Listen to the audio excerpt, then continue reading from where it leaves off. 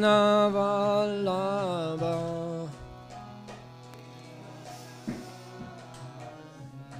Jaya Gopi Janavalabha Girivardhari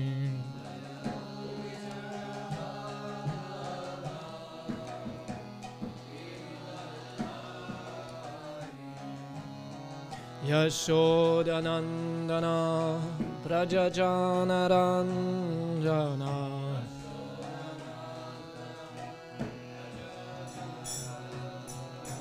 Yashodanandana Prajajanaranjana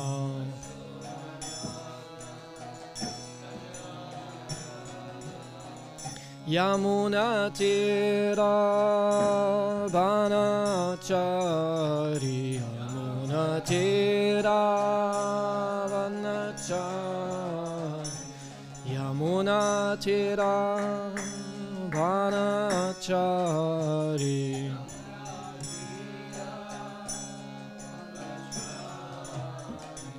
Jaya Radha Madhava Kunja Bihari Jaya Radha Madhava Kunja Bihari Jaya Radha Madhava Kunja Bihari Jaya Radha Madhava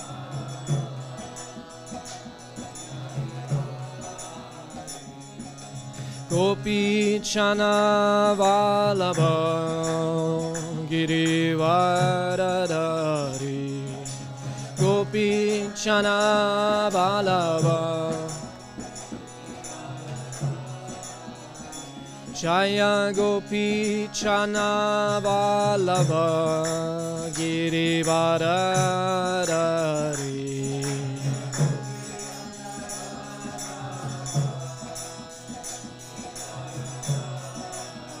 Yashodanandana Prajachanaranjana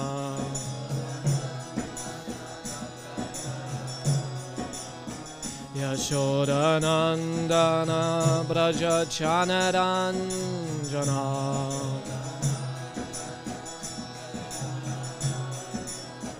Yamunatira Vanachari Yamunatira Vanachari Yamunatira Vanachari Yamunatira Vanachari Jaya Radha Madhava Kunja Bihari Jaya Radha Madhava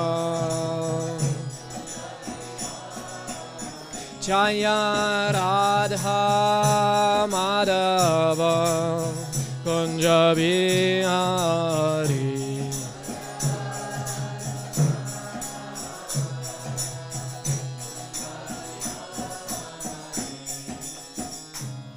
Sri Radha Madhava ki, Srila Prabhupada ki, Nitai Gaur Premanande.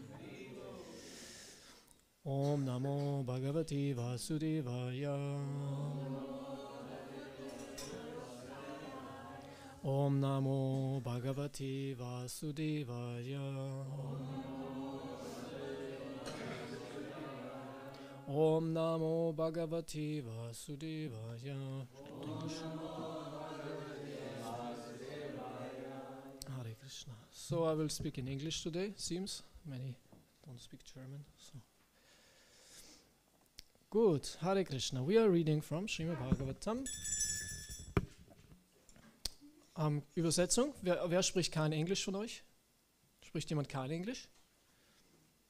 Okay. Bisschen hier. So, dann brauchen wir eine Übersetzung auf jeden Fall.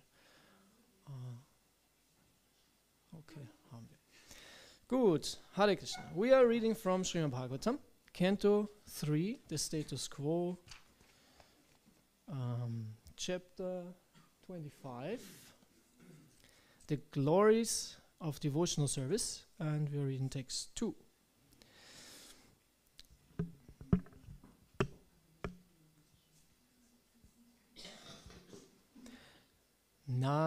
Nayasya varshmana pungsam. Nayasya varshmana pungsam.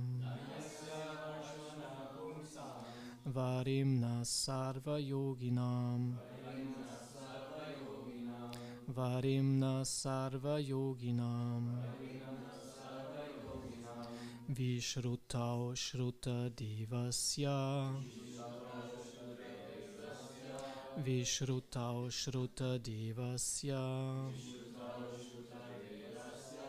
Bhuri tripyanti me savaha. Bhuri tripyanti me savaha. Nahyasya varshmana pungsam. Varimna sarva yoginam. Vishrutau shruta divasya. Bhuri tripyanti me savaha.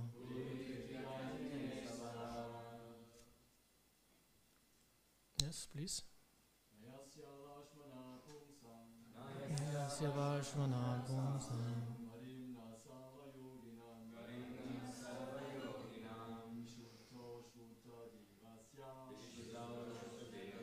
Vishuddha Shuddha Devasya. Bhuri Tripyanti Me Savaha. Nayasya varshmana pungsam. Varimna sarva yoginam. Vishrutau Shuddha Devasya. Shuddha Devasya. Bhuri Tripyanti Me Savaha. Bhuri Tripyanti Me Savaha. Nayasya varshmana pungsam. Varimna sarva yoginam. Vishrutau Shuddha Devasya. Shuddha Devasya. Bhuri Tripyanti Me Savaha. Bhuri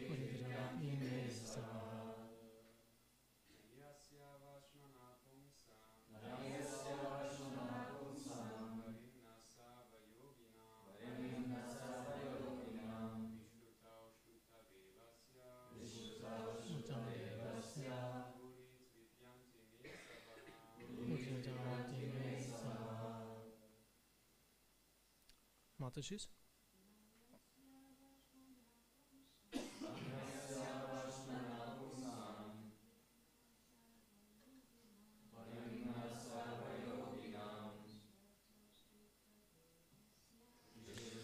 Shuddha Devasya.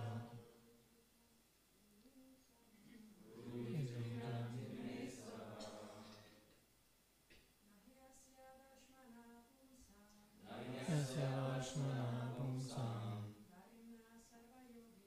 Varimna sarva yoginam. Vishuddha Devasya. Bhuri Tripyanti Me.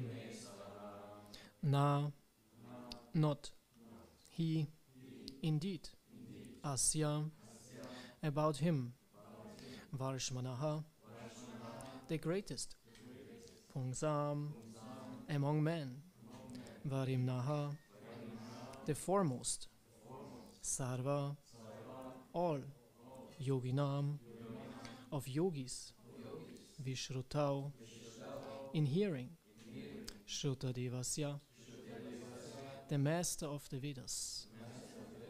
Bhuri, repeatedly. Tripyanti, are sated.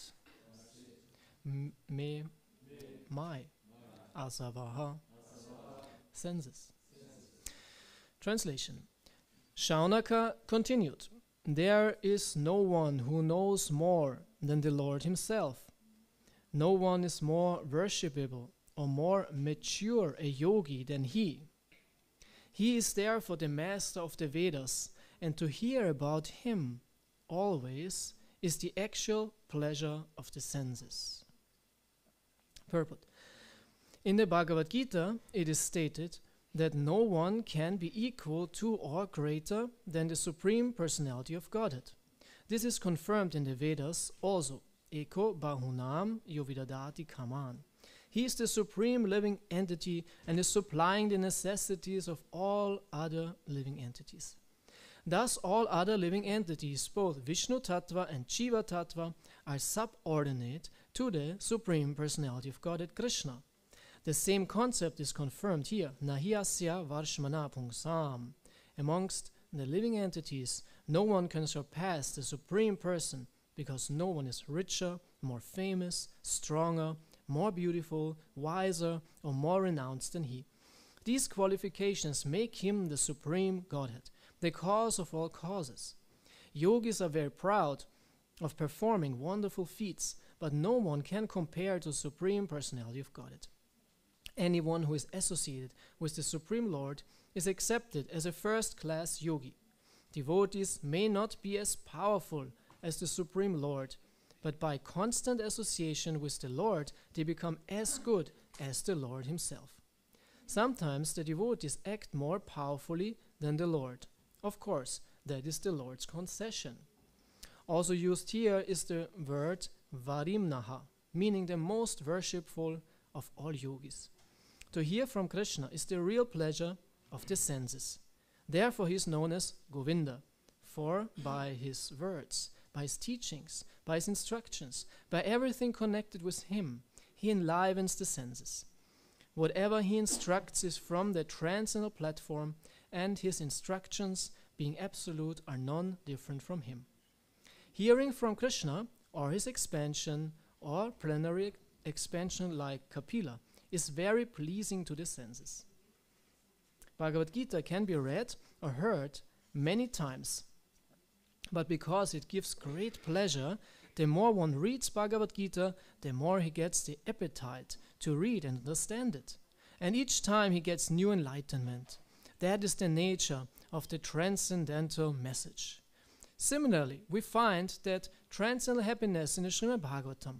The more we hear and chant the glories of the Lord, the more we become happy. Om Ajnanatimirandasya Gnananjana Shalakaya Chakshumilitamina Tasmai Shri Gurave Namaha Mukham Karoti Vachalam Pangum Langayate Girim Yat Kripata Mahang Vande Shri Gurundina Taranam Shri Chaitanya Manobistam Stapitam Yena Bhutale Swayam Rupa Kadamayam Dadati Swabarantikam Jai Shri Krishna Chaitanya Prabhu Nityananda Shri Advaita Gadadha Shri Vasadi Gaura Bhakta Vrinda Hare Krishna, Krishna Krishna, Hare Hare, Hare Rama, Rama Rama, Hare Hare.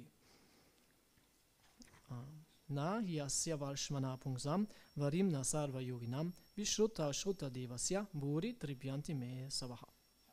Shaunaka continued, there is no one who knows more than the Lord himself. No one is more worshipable or mature a yogi than he. He is therefore the master of the Vedas. And to hear about him always is the actual pleasure of the senses. Hare Krishna. So this verse glorifies the Supreme Personality of Godhead as the supreme being amongst all beings. As Prabhupada also quotes, Eko bahunam yo vidadati kaman. In this verse is also said that they are nityo nityananam, chetanas chetananam. They are unlimited, eternal, conscious living entities. They are unlimited living entities. There's no end to it. It's an unlimited amount. There's no border, right? There's no end. Unlimitedness itself is a divine quality. So because Krishna is divine being, he is unlimited in all his expressions. And one of his expressions are the jivas, the living entities. They are part and parcel of him, as it said. My vangsa chivaluki, mama angsa, my parts and parcels. And there are unlimited of them. And amongst all these living entities, unlimited living entities, there's one who is the maintainer of them all, who is special, he's different. And this is, of course, Krishna. So in this verse here it said, Nahyasya varshmana pungsam, in the first line you see, where it said that he's the supreme, amongst all the living entities or the persons, pungsam, or people, men, as it said here, what was it? among men, yeah, there's no one equal to him. He is Varshmanaha. He is the greatest of all of them. He is special. He's the real special person. And in the second line, also among the yogis, so kind of a progression from the Pungsa, the normal living entity, the normal human maybe, to the yogi, the special, they are different, how to say, the enlightened, the supernatural humans. Also among them, he is Varimnaha. It's kind of the same word. He is foremost. So he's not to compare with any living entity and with any human. So these are the first two lines. And then the second two lines, Prabhupada also explains in regard to this his special position in the purport. And then the rest of the purport, Prabhupada focuses more on the second part of the verse, where it said that hearing about him is very different than hearing anything else. Bhuri tripyanti me asavaha. That Shaunaka says that when I hear repeatedly about him, I become very satisfied.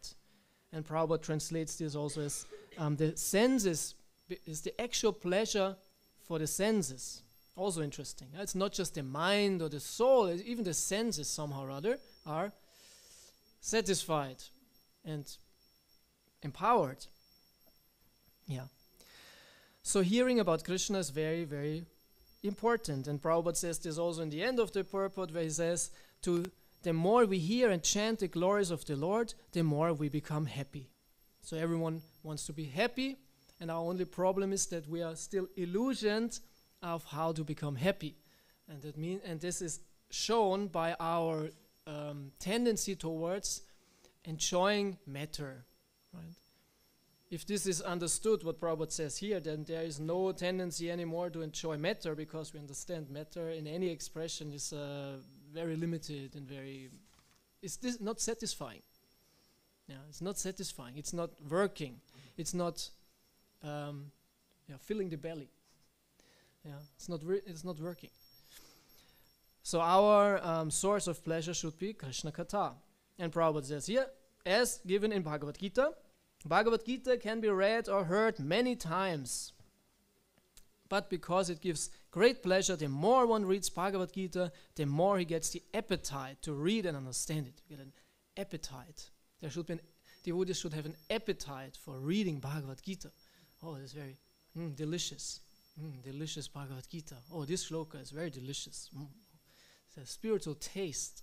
And also the shlokas of the Bhagavatam, they should be very delicious. In general, Krishna Katha should be very delicious.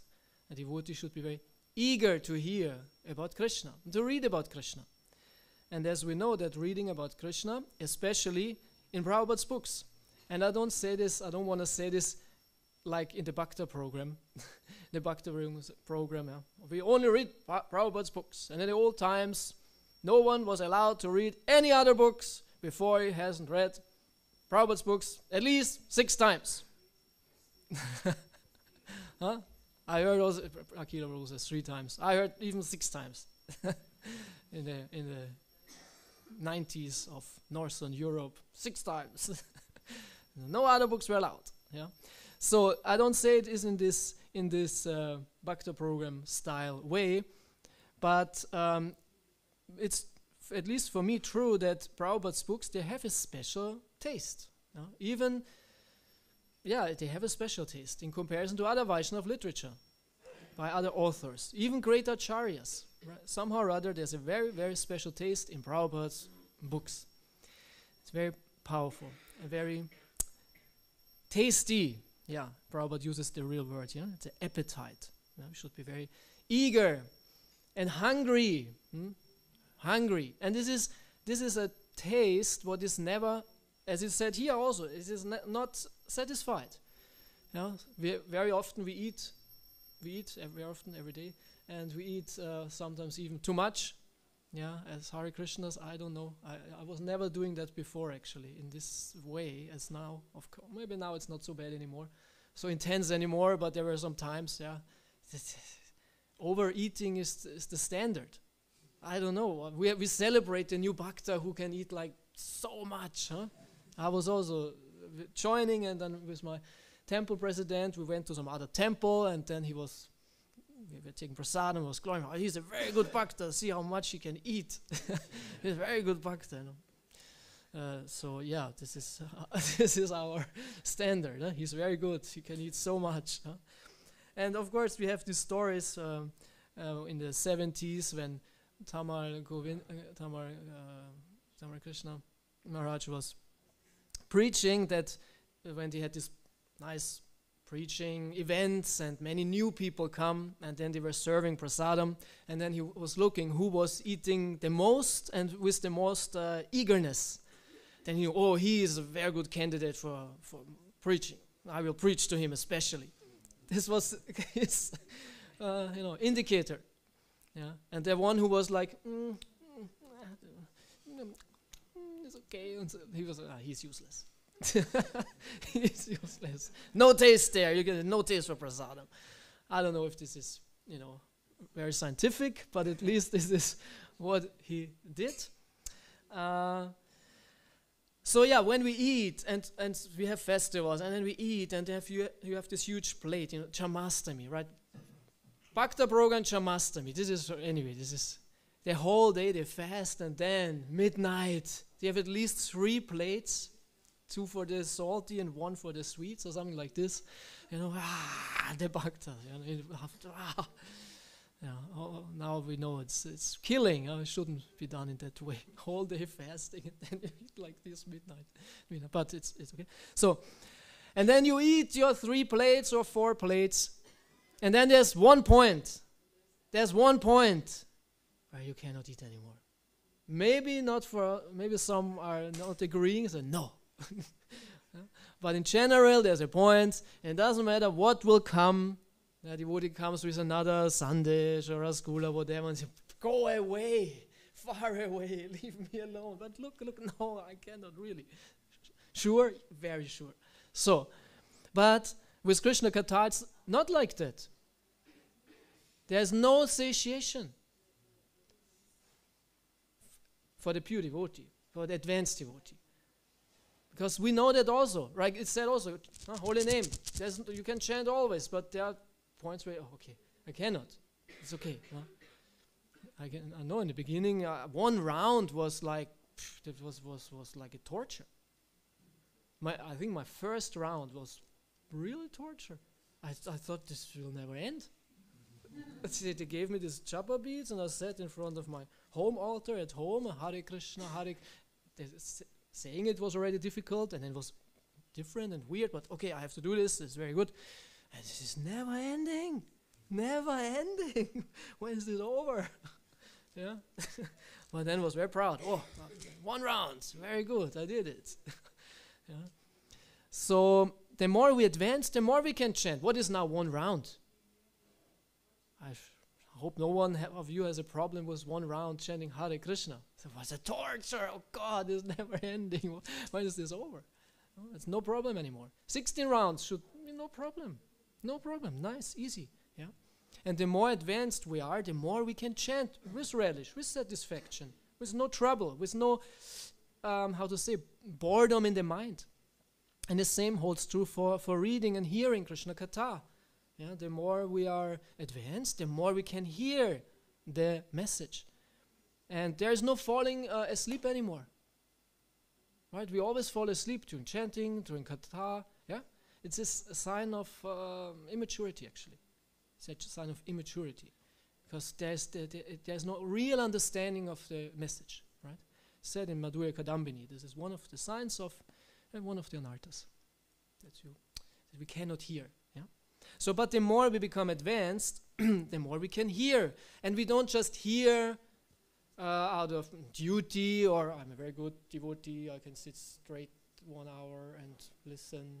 Once I was listening to a lecture of Satchidananda Swami, and I was sitting very straight and looking at him like this, fixed eyes. And during that, he recognized it actually and said, "Oh, you are listening very attentively, very nice." And I felt proud of myself. Yes. I'm sitting straight like a yogi and listening to a lecture, hearing every word. And no, it's not just out of duty. Of course, this is good if we train a little bit, not fall asleep and really listen and all that. But as Prabhupada says here, there's an appetite, there will be relish. The pure devotees, they relish, Machita, Matkata Prana, Budayanta Parasparam. They enlighten each other about Krishna, and they relish to hear about Krishna. Like the inhabitants of Vrindavan. They are amazed. What news about Krishna? Oh, really? This is what he did, and this is, wow, wonderful. Complete eagerness for Krishna. So we are learning all that. We are learning all that, but we try that one day we'll be very, very eager to hear about Krishna. Very, very eager to hear about Krishna. Very interested. Like there's, sometimes you have this, that some devotee comes, oh, have you heard that? No, what is it? No, really, you haven't heard it? No, I haven't, tell me. You haven't heard about it? What is it? Tell me. Sometimes they will trigger you like this. They know the news and they enjoy being the first to tell you, to surprise you or shock you sometimes. So such a eagerness should be there for Krishna Katha. Tell me, what is it? What is it? Of course, I'm exaggerating a bit, of course. But in one sense, it's true that pure devotee is very, very eager and interested. I really want to know that now. I really, really want to know that now. Yeah. So let's try to come to such an eagerness in time to be very interested in Krishna and not be interested in anything else anymore, right? This is why the news works so well, because every day something new. Oh, what happened? What happens? Oh, I want to know the news. What happened here? What has happened there? You should be very... Gramya Katha is it called? It's called Gramya Katha. Newspaper is called Gramya Katha, village talk. This is what people do when they go to the market and then they meet. Oh, nice to see you. How are you doing? How are the children? How the weather? Oh, it's quite cold now. Yeah, it's cold. Oh, and it's village talk. Talk about just nothing. Village talk. And the other is Krishna Katha. So it's eagerness for Krishna. We want to develop this appetite, this taste. And sometimes we have it, right? Sometimes you read and you're, wow, in the flow, it's very interesting, and realizations, and wow, that's amazing. Even though we have read it so often. As Prabhupada says, Bhagavad Gita can be read again and again and again. Yeah? And this should be there for a devotee. We should be eager, interested. And not, oh, Bhagavad Gita, I've read Bhagavad Gita. I've read Bhagavad Gita so often. Yeah, it's good now. I know it. I know Bhagavad Gita. No, we should be lovers of Prabhupada's books. We should be lovers of Prabhupada's books. Yeah, really. Even kind of have an emotional attachment towards Prabhupada's books. Oh, they are so nice. Wonderful. And then you can distribute them very nicely. Because you can really tell the people, this is my favorite book. This was one of my lines, which was the bestseller. Das ist mein Lieblingsbuch. Das ist mein Lieblingsbuch. Yeah. Then you like it. This is not. I'm not just a seller. I really like these books. They are great. You should read it. Best argument. Yeah. So it's about Krishna. Krishna is the supreme personality of Godhead. Such an philosophical statement. Krishna, supreme personality of Godhead. Because maybe some of you had some religious backgrounds before you came to Krishna consciousness. Maybe you had some belief in God, some tendency at least towards, there's something is there, right? And we might have understood, this, whatever it is it's great, it's big, it's grand. But Prabhupada says, but they don't understand how God is great. We might understand God is great, but how is he great? Right? Also in Deutsch kann man das auf zwei Sachen sagen. Wie groß Gott ist oder wie Gott groß ist. Also kann man das im Englisch sagen? To understand how great he is, but how is he great? Right, and this two. Huh? You can understand how great is he, the amount, like more the quantity, but also the quality, what makes him great. And we might have, subscribed to this understanding. God is something very great and I have to respect and whatever. But how is he great? What makes him great? There was no detail to that. Sometimes Prabhupada, when discussing with some people, he said, take Krishna. What is your God? What is your information about God? We have so many information about God. His name, his parents, his address. His name, his parents' address. So what is your concept of God? There's not much of a concept of God, right? And we have so many informations to really understand how great he is, and through this to become conscious of him, and because we know how wonderful he is. So he is the best among all people. Pungsam is in this verse. Nahi asya vashmana pungsam. And the word Krishna itself, of course, means all attractive, because he can do and is better than anyone else. And many of us are in some way attractive, right? Every one of us has some talent, and others would say, wow, he can do this so well, or he is so good in this, and it's very attractive. Yeah, he can sing so nice, he can, he's such a funny person, he's such a kind person, right? There are some attractive and good qualities in us. But Krishna, he is perfect in anything, in everything. And this is so perfect that we cannot even fathom how amazing that must be. So in the Nectar of Devotion, there are the 64 qualities of Krishna. And when we read this, we get some glimpse of his amazingness, saying, wow, he is really, really amazing. Last lecture I spoke a bit on that, but it's amazing. Krishna can speak any language, and he hasn't even learned them. And there are people out there, they are called polyglot. I think it's said polyglots. Polyglots? People who can speak many languages.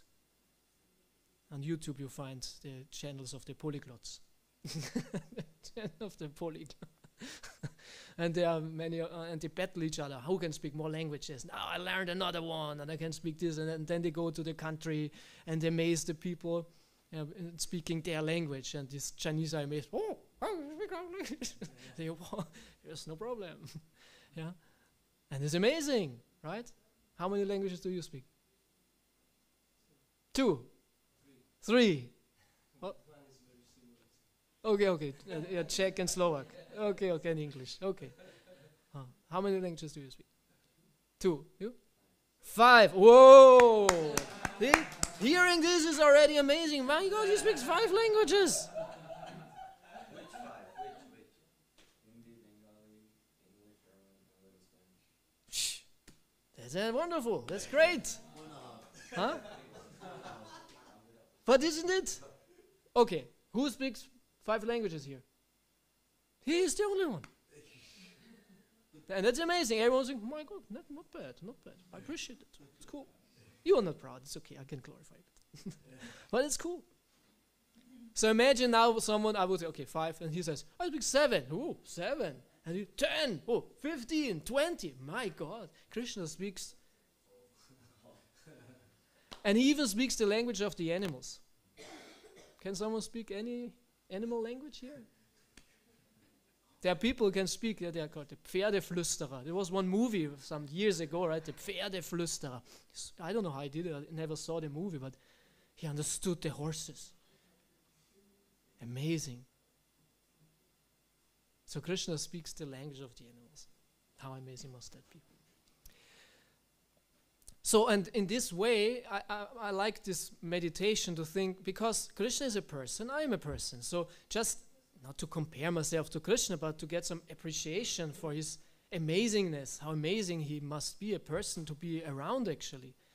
So and this is the one thing, to have this philosophical concept about Krishna as described here in Bhagavad Gita, but to be actually with Krishna is what our acharyas, especially Srila Prabhupada, wants to offer us. The personal association with Krishna himself. And so we meditate, we can read and hear about the devotees who have personal association with Krishna. And this is why it's so important to hear about the devotees who can have the personal association of Krishna, like Arjuna. Arjuna was talking with Krishna personally, directly on this battlefield. It's amazing to be a friend of Krishna. Amazing. Not just any, Jiva. Some Jiva. 0815 Jiva. We are in German say 0815 means like regular. We are regular Jivas.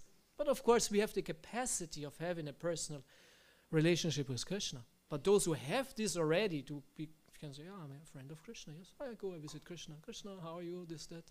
And Krishna responds similarly. It's amazing. And this is why our acharyas say we should glorify these devotees who have this, because they can communicate this to us. So the eagerness for becoming a bhakta, a devotee of Krishna, should be in the heart of the sadhaka. Oh, I would like to be a devotee of Krishna, a real devotee of Krishna. And we follow the footsteps of these advanced devotees to be one day graced by his association. Yeah. So because Krishna is so wonderful, he's amazing. He's amazing. And he's funny. Prabhupada says, any good quality in any living entity is just a fragment of Krishna's qualities. He's the most funny. I read this in Brihad Bhagavatamrita actually. One scene when he's with his cowherd boyfriends. And then they take lunch. And they sit all there and they eat. And then Krishna says, okay. Sit down now, everyone. Sit down. Enjoy your prasadam. And he stands in front of them like a comedian and plays jokes, makes jokes, and entertains them. They just eat and watch how Krishna makes the whole show there. Who of you likes, how in Österreich or in Germany it's like cabaret? How do you say in English cabaret or slapstick or something? Huh? Stand-up comedian. I watched a lot of stand-up comedian before. Austrian. They're very special. I don't know. Austrian stand-up. No, it's true. There's a special art of that. And it's nice, it's nice. It was very funny. I imagine Krishna making stand-up comedy. I think he would crack up like anything. Where was I reading this recently? No, this was with Madhu Mangal. Actually, it was like this one scene that there was also a theater in Vrindavan. There was a theater in Vrindavan, and all the Brajvasis were invited, and it was a pandal or something. And Krishna and Balaram were also in the audience. And then also Madhu Mangal was on the stage. And it said he made jokes that everyone was on the floor, laughing on the floor. They couldn't hold their belly. They were laughing so much. Madhu Mangal was so funny. And then he went out and came back disguised as a thief, like a criminal, and was threatening everyone, especially the children started crying, And my whole show, it was very convincing. And then, so anyway, just to, the spiritual world, there's a lot of fun. So that's interesting that we have this detailed information about Krishna and the spiritual world. It's not just some vague thing. It's very, very precise. And our acharyas give us so many informations to understand what's going on there and to develop the eagerness. I want to be there. But you have to pay the price. You have to pay the price. And the price is not cheap. The price is everything. Yeah, we have to give ourselves, our heart, our everything, our consciousness, our heart. And this is actually our practice. To get rid of the material attachments, material desires, and to replace them with the only desire, the one and only desire of Krishna. This is the practice. To clean, Cheto Darpana Marjanam, to clean the heart. And we have to do this daily. And to take care that no other weeds are growing. that no new desires come up on the way, or the seeds which were already there, that they can fructify, because in Chaitanya Charitamrita it explained there's this Bhakti Lata. Yeah, we know this. There's a plant of devotion. Chaitanya Mahaprabhu gives this very beautiful example, actually. This Bhakti Lata is a beautiful example. Very nice analogy of Bhakti. So, and the Bhakti Lata Bija is planted by the Guru. It's planted by the Guru. At one point you get the Bija. So we have this Bija in our heart. And then it said you should, as any seed, any plant, you want to make it grow, you have to water it. And then the plant is watered. And what is the watering? Chanting of Hare Krishna, the holy name. Attentive chanting of the holy name makes the Bhakti Lata, the plant of devotion, grow. Especially attentive chanting. And I think you know that. Yeah, we know that. When I have a good day, a good japa, where I think, I really worked hard on it. I really gave everything a try, to concentrate, to focus, put my heart into it. Then I feel, wow, I made some advancement. Whereas sometimes there's japa sessions where we don't take it serious. Right? We have good and bad days. It's there. So the chanting is this watering process, and then this Bhakti Lata grows and becomes strong and has strong roots. It's said in Bhagavatam that this bhakti is an irrevocable fact. For the devotee, madhyamadikari, kanishtadikari not. No, we talked about this. Kanishtadikari, the beginner is not steady and can even go away, can even drop the process. Kanishta is not steady, no nishta. And the madhyamadikari, he's not kanishta anymore, he's nishta. He cannot fall. Prabhupada says, he cannot fall. Temporarily this and that, but he's convinced Krishna is the Supreme Personality of Godhead. This should be the conviction, deep conviction. And it's said in Bhagavatam, bhakti is an irrevocable fact. Right? Irrevocable fact. No one can convince me that's different, right? Completely convinced and hard.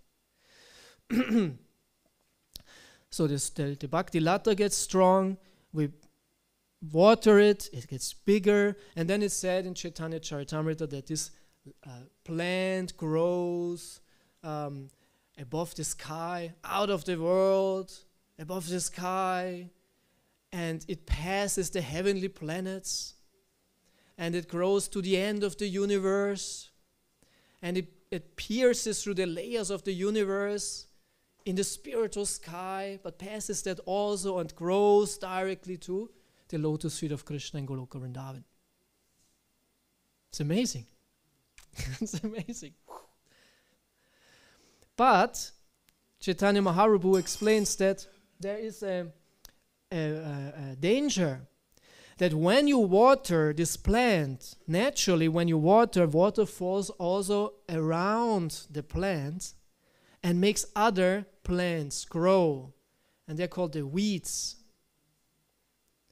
And it can happen that the chanting of Hare Krishna, or the spiritual process, makes weeds grow. Yeah? Labha, puja, pratishta, said. And what was Jiva, Himsa was also there, Kutinati. All these technical terms for expressions of false ego, pride, utilize spiritual process for selfish gains and all that. Jiva Himsa, to be cruel to other living entities because now I'm such a nice devotee, so long around, I have such a beautiful kurta. It's true, huh? Yes, that's true. Yes. Yeah, I have to work a bit on my style. Before I had kurtas with holes and I think, okay. And now in the other direction. Isn't it? Yes, it is. So, and this makes me proud because I'm so beautiful and I have such nice, tilak and this, and I sit higher than others. I'm a wonderful dude. So this can happen. Isn't it? In the beginning, we count every year that we are around. And when you visit a new temple, oh, Hare Krishna Prabhu, and who are you in this now? And when have you joined? 3 years ago. All right, oh, very nice. And then next year, I say, oh, I can say already 4 years ago. And beginning, I counted, I think every month, every day I was counting. I can tell you how long I'm around. Yeah. Maybe was using it more in book distribution that I can tell people. I'm so long devotee. Oh, yes, take this book. Yeah. Anything what works. But the point is really, and I make it a little bit overdo it, but it's true. False ego is crazy. And we can develop a new false ego in Krishna consciousness, right? Know that. I'm brahmachari, it's so nice, isn't it? Gets some respect, know that. And yeah, isn't that, yeah. New false egos. But the only egos should be, I'm servant of a servant, right? Das. I'm the Gopi Channa Vallabha Partupat Kamalava Das. I'm a soul, nothing else. I'm a servant of Krishna. I'm the lowest of all. It's very difficult. So anyway, and this is what Chaitanya Mahaprabhu says. He warns us. Be careful that not weeds grow, a new false ego develops through Krishna, not through Krishna consciousness, but that the ego takes this on. So that's the reason why I have to plug all these weeds immediately. When we see it, oh, I become proud because I have such a nice kurta. Smash the thought. It's for Krishna. Hare Krishna, Hare Krishna. It's not me. It's Krishna's mercy. I'm a rascal. Yeah. Smash the thought when you see you're proud or you're envious of other devotees. Yeah. We don't want to admit that, but we are sometimes envious of other devotees. Why is he so much better, this, that, book distributor, singer, cook, more prestige, more honor, whatever, right? The ego is crazy. It's normal that we are feeling that. It's normal for the false ego to feel that. It's not normal for the soul. And then immediately we have to cut it. Hare Krishna, please Krishna, don't let me think like that. He is the most wonderful devotee. He's so dear to you, and I'm envious of him. In Sanskrit, the word envy is dvesha. Prabhupada always translates dvesha as envy. Not always, sometimes he does. Because dvesha means actually also like inimical, to be inimical. So envy is like you are enemy of the devotee. And we don't want to be enemies of devotees. We should be servants and friends of devotees. So this portion of Chaitanya Charitamrita is very interesting, where Chaitanya Mahaprabhu explains these weeds which can grow, and we should really reflect and not think, oh, no, not me. This is for different devotees. No, this is not for me. I would never face that. But we do. So be careful. Plug out these weeds and strengthen in humility, as said. No, we should chant in humility. And we can always chant to think ourselves lower than the blade on the grass. And then bhakti will develop very nicely. And our eagerness for Krishna and for chanting and for service and for serving devotees and serve the Vaishnavas shall develop very nicely. Yeah. So yeah. So this is a nice point. I don't want to talk much longer, but yeah, Krishna is Supreme Personality of Godhead. We are honored to know that we can know about Him, and let us try to work on our relationship with Krishna and the devotees and the spiritual master, and to become real servants of them, to really get rid of all these anarthas, stupid anarthas. Because the anarthas, they are tricky also. It's not that the anarthas, because for the soul, the anarthas, they are like, how to say this, like, it's painful. But because of false ego, we think these anarthas, this is wonderful. It's wonderful to be better than others. It's wonderful to be, proud and all that, but it's actually painful. It's like a strangling of the soul. The soul wants to be humble and happy. So, and this point, let's hear about Krishna, become friends of Krishna, hear about his wonderful qualities. He's so nice, he's so funny, he's our friend, he's so real.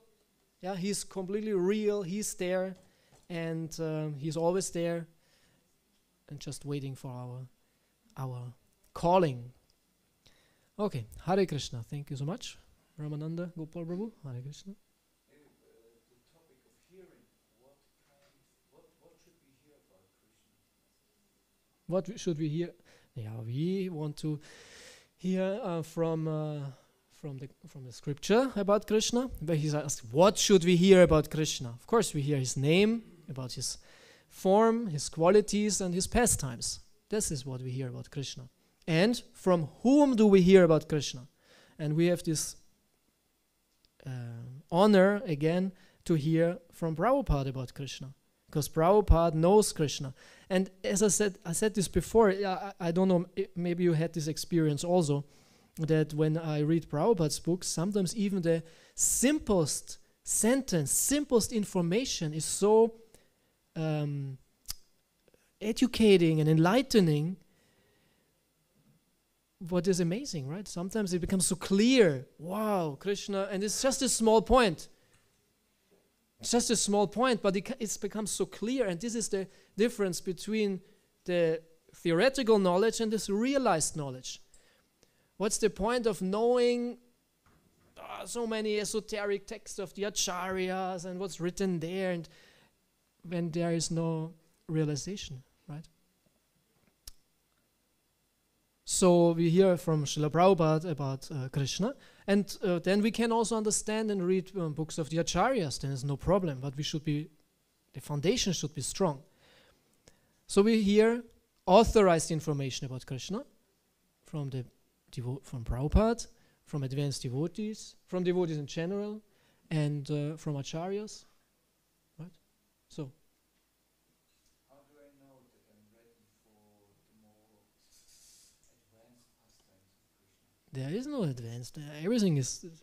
What's the difference? We hear about Krishna, about.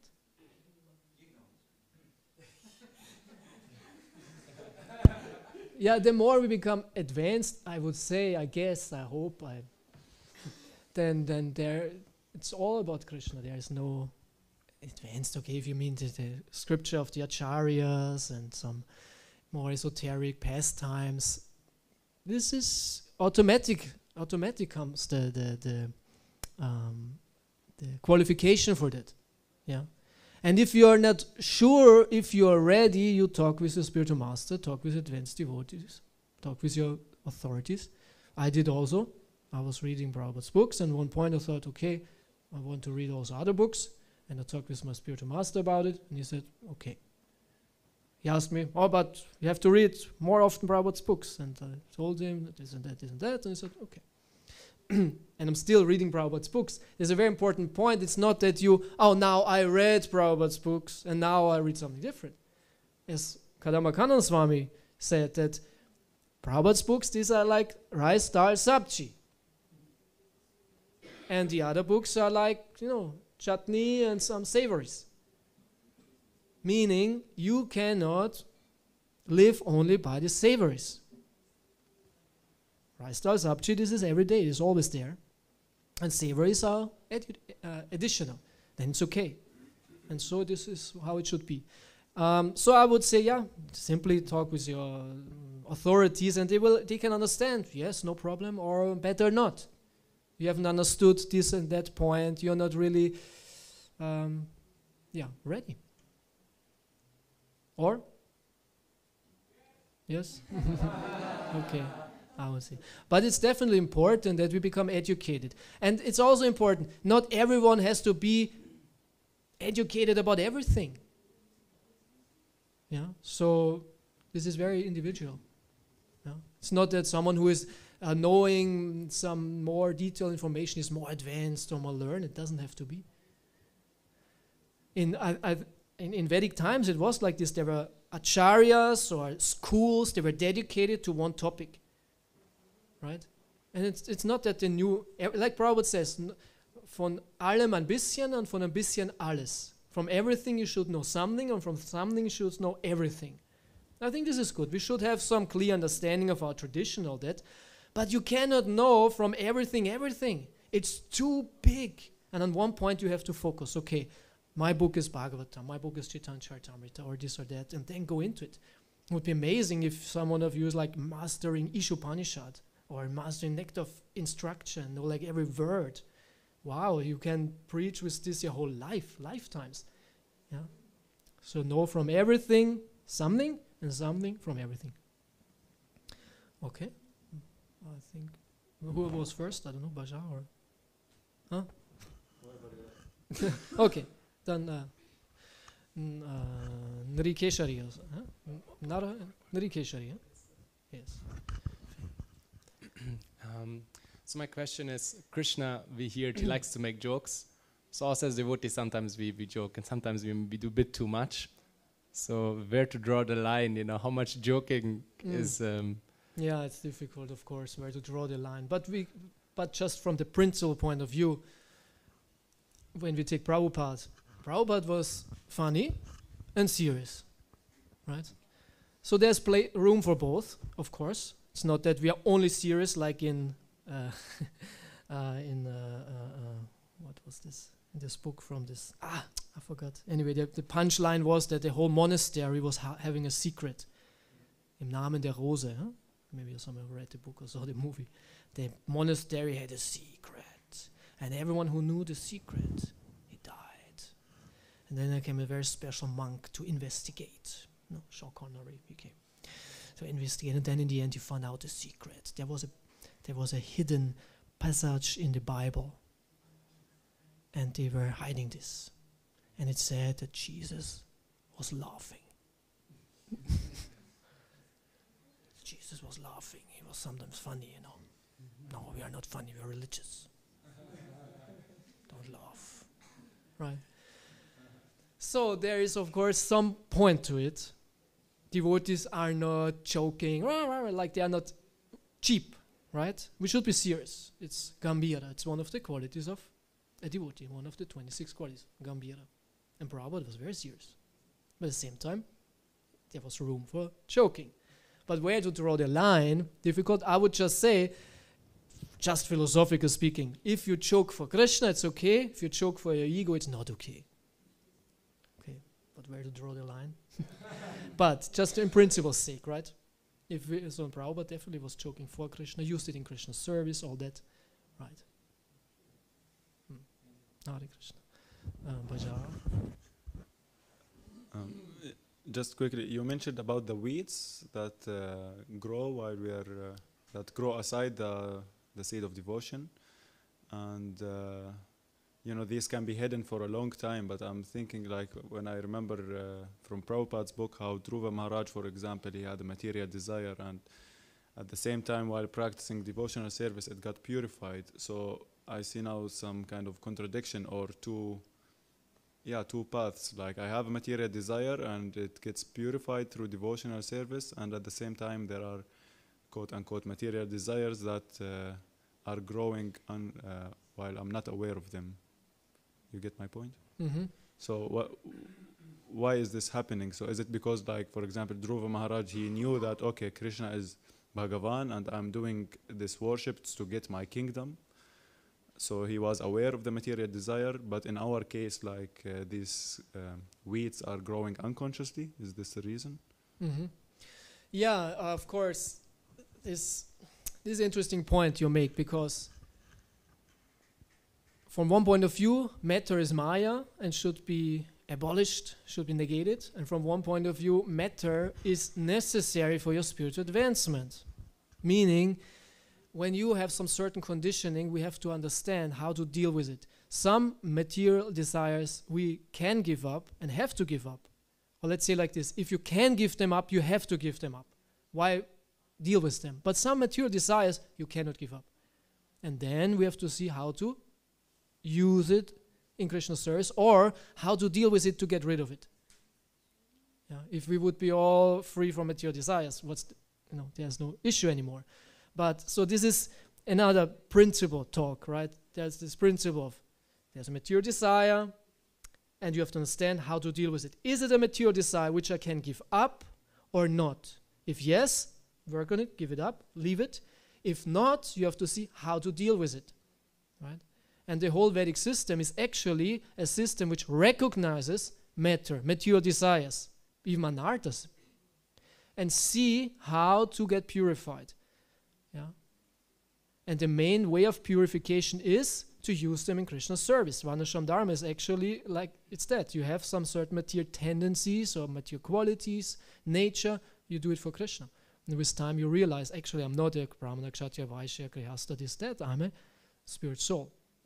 But in regard to what I said with these weeds, I think this is different. Because Chaitanya Mahaprabhu speaks almost about aparadas. Chiva Himsa, Kutinati. Kutinati is like diplomacy, right? To be diplomat in Krishna's service or amongst devotees. Chiva Himsa is like being Himsa towards Chivas, being cruel. And then you have this Pratishta, meaning you have a certain ego. Right? Labha, meaning greed.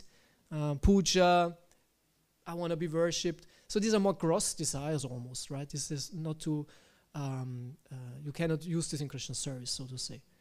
So we have to see if these are kind of aparadic tendencies or it's just my nature which I have to deal with. So there's a you can distinguish from there. So that what I meant is weeds, these are more like apparatus which we really have to work to give it up. It's nothing we can use in Krishna service.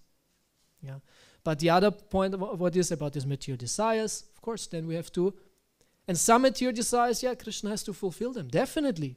You cannot get rid of them unless Krishna fulfills them. The whole Grihastha ashram is exactly that. The brahmachari, or sannyasi, better to say, not brahmachari, sannyasi, he has no material desires anymore. Sannyasa, full renunciation. I don't need anything. He can take sannyas. It will not come back. Yeah. He will not knock one day on the door and tells his wife, "Oh, I'm back." No. No. Go to the kitchen, cook something, I'm back. No. This is sannyas, full renunciation. He's convinced there will be no problem anymore. Right? And there's no material desire, there's nothing. Will not go back. Yeah. So, but Grihastha is the one who says, "No, I need a couple of things. Please, Krishna." And then he gets these things and this stuff. And then he can say, "Oh, I had it. Thank you, Krishna. It's okay. I don't need it anymore." Fulfilled. Filled. The whole is filled. Desire is fulfilled. It's gone. So to the two ways. Yeah? Very simple. So material desires, we have to see how to deal with it. And Krishna is kind. And he fulfills them. It's not that Krishna does not fulfill them. It's amazing, actually. Krishna really fulfills the desires. And you can always say, "Thank you, Krishna, but did I really want that?" You have to take it, Okay, I'll take it. You feel bad. But it's, yeah. And then you become free. He gave Dhruva Maharaj the kingdom. He said, "No, I don't want it anymore. I prayed for, glass and I got diamonds, but no, you take it." Then we use it as good as possible for Krishna. Okay, I have to end now. The time is over. But thank you so much for your kind attention. Srila Prabhupada ki jai. Nitai Gaur Premanande. Ananda Krishna Prabhu ki. Srila Prabhupada ki.